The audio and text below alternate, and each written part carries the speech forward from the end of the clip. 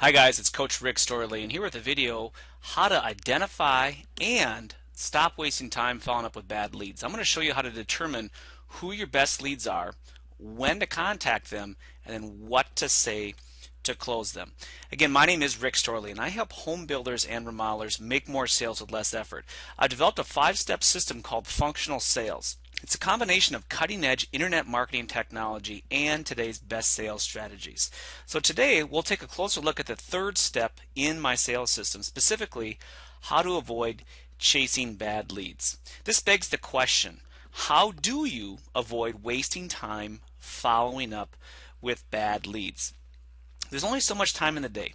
So how do you make the most of it? There's nothing more frustrating than when you invest time chasing bad leads and then you end up with absolutely nothing to show for it. Right now you're probably guessing when you should follow up and also what is the best approach to close your leads. So I want to make sure I show you these following three things. Today I want to show you how to determine who your best leads are. If you have 100 leads in your system, normally it's only 5 to 7% are actually hot. So I'm going to show you how you determine who those are. Number two, I'm going to show you when to time your follow-up with each individual lead. And then finally, how to quickly and easily close them. Now there's something out there, a terminology I want to introduce to you called web marketing automation. But think of web marketing automation as a radar that does three things. It automatically tells you who's hot, when to engage them, and how to close them. The system that I use is called Ubix. So I'm going to give you some specific examples of what this looks like and how it works. We'll start with who's hot. Think of a hot lead the same way as a hot prospect. So a hot prospect is when you have a two-way conversation. Maybe they're in your model home or at your showroom. So you're having a two-way conversation and you're getting buying signals from that hot prospect. You're reading their body language, you're listening to their tone of voice, and you're hearing them ask the right question. Now switch gears for a second to a hot lead. A hot lead has only expressed interest. Maybe they've left a phone message with you, or most likely they've done a web visit. They've been to your online marketplace. But these guys, they're sending you the same buying signals as a hot prospect. They're just doing it differently.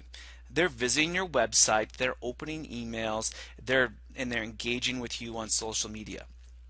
So in my Ubix web marketing automation system, we call these hot leads sales opportunities. And here's what a sales opportunity looks like. I'm looking at sales opportunities right now on my Ubix web marketing automation system. So this is what it looks like. First of all, anybody that's hot shows up in pink. And they're sorted from the most recent activity to the oldest activity. So this is a snapshot in the last 7 days. These are all the people that have been active in my system, beginning with their scoring, which in my system it's simply the more activity they do, the higher the score.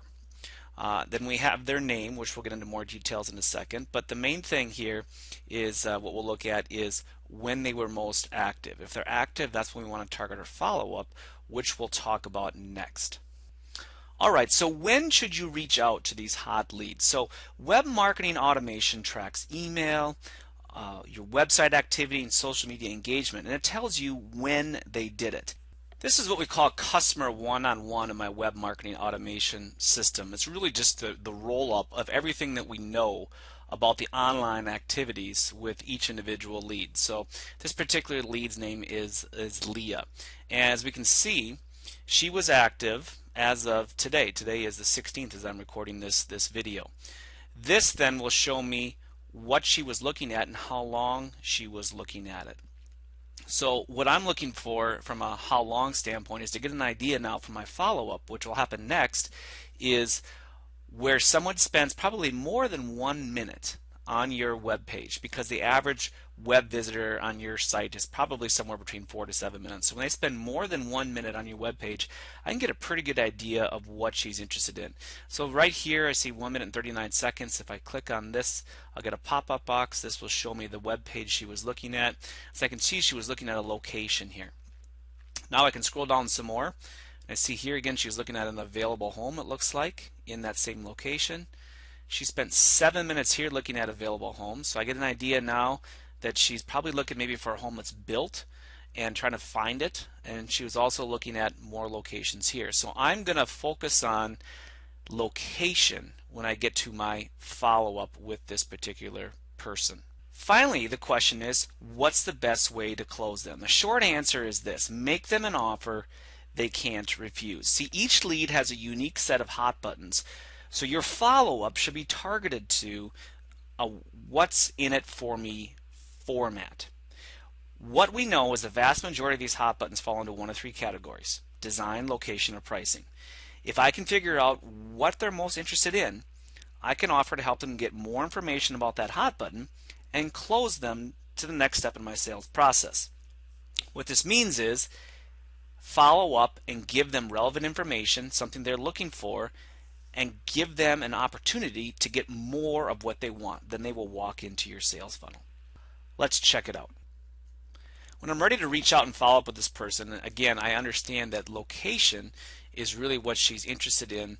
I can go in and I can just double check what online activity has she done that might confirm that. So in this case, she filled out a contact page form. So I'm going to go ahead and I'm going to open up that contact page form, and lo and behold, her question or comment is she's interested in a certain lot within the O'Donnell Woods neighborhood. So my hunch was correct that location is what she was interested in because of what she was looking at online, and she just confirmed that with her note into the office. So of course my follow-up now would be focused on location. Now this was an easy one because she actually filled out a form and put that in here. But as you can see, the two tie together. She was interested in location, so I tracked that on my website, and she confirmed that location was one of her top hot buttons. So as a recap, remember, your buyers always start out as leads, and they're normally online. If they're active online, that's who you want to target for your follow-up. Time your follow-up when they're active. And then finally, always use a what's in it for me format with a compelling call to action. So in the next video, I'm going to go through the #1 tech tool to convert your prospects into buyers. So remember, your prospects are people you're having a two-way conversation with. What's the #1 technology tool that you can use to convert them into buyers? It's some really cool information.